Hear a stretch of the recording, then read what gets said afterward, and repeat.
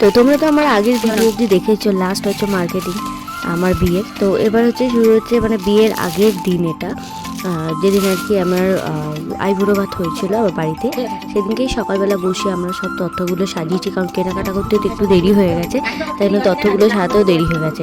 তো দেখো এখানে প্রচুর তথ্য মানে কমপ্লিট করেছিলাম কিছু কিছু করে, তো লাস্ট আমাদের একদম এন্ডে যে কটা বাকি ছিল সেইগুলোই হচ্ছে এগুলো। তো চলো দেখতে থাকো।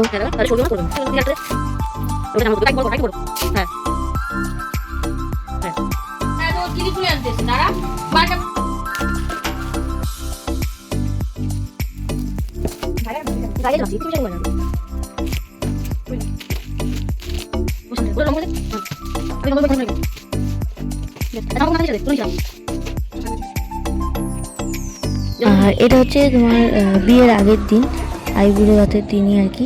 সকালবেলাটায় গেটটা সাজাচ্ছিল, তার কারণ হচ্ছে যেহেতু পরের দিন অনেক কাজ থাকবে, হবে না, তাই জন্য আগের দিন বাড়ির গেটটা আর যেখানটা হলদি হবে সেখানটায় এগুলো সব সাজিয়ে দিয়েছিল। তো ওই টাইমটা খুব আনন্দও লাগছিলো, আর ভাবতেও পারিনি। অনেক সময় হয় না যে সবার বিয়ে দেখে আর ভাবি আমাকেও কি একদিন এরকম বিয়ে করতে হবে। তো এই একটা এক্সাইটমেন্ট সারা জীবন থেকেই যাবে, কারণ ওই টাইমটা সত্যিই খুব একটা আনন্দেরও ছিল, দুঃখেরও ছিল। তো আমার তো খুবই ভালোও লাগছিল। তো চলো দেখতেই থাকো।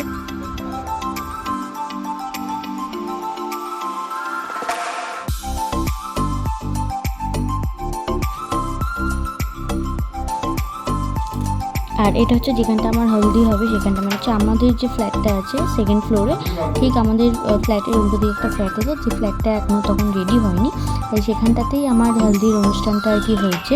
তো দেখতেই পাচ্ছ কতটা সুন্দর, মানে অনেকটাই স্পেস পেয়েছিলাম আমার বিয়ের সময়। আমাকে আর আলাদা করে মানে সকালের অনুষ্ঠানের জন্য আর ঘর ভাড়া করতে লাগেনি, তো রাতের অনুষ্ঠানের জন্যই করতে হয়েছিল।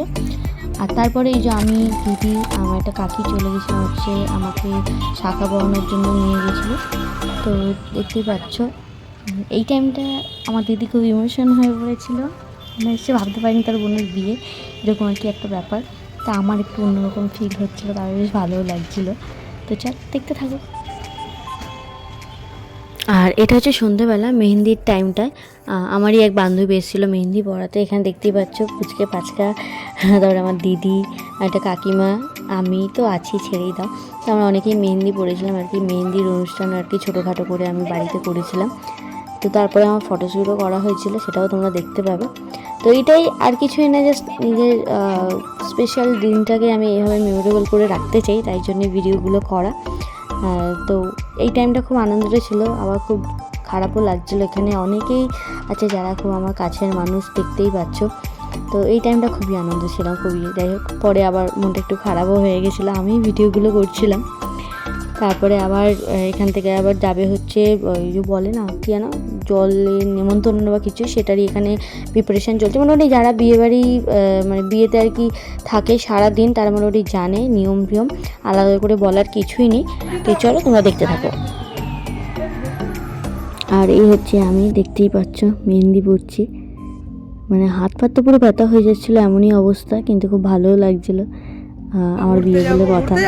যাই হোক, যেইটুকুনি ইচ্ছে ছিল নিজের বিয়েতে যা যা করবো পুরোটাই করেছি, কিন্তু তাও যেন পরে মনে হচ্ছে একটু কম হয়ে গেল, এটা করলে ভালো হতো, ওটা করলে ভালো হতো, এই কিন্তু হয় না যে যখন যেই টাইমে যেটা হয় সেটাতেই সেই টাইমে খুব একটা বোঝা যায় না, পরে মনে হয় যে এটা আরেকটু হলে ভালো হতো, ব্যাস আর কিছুই না। তো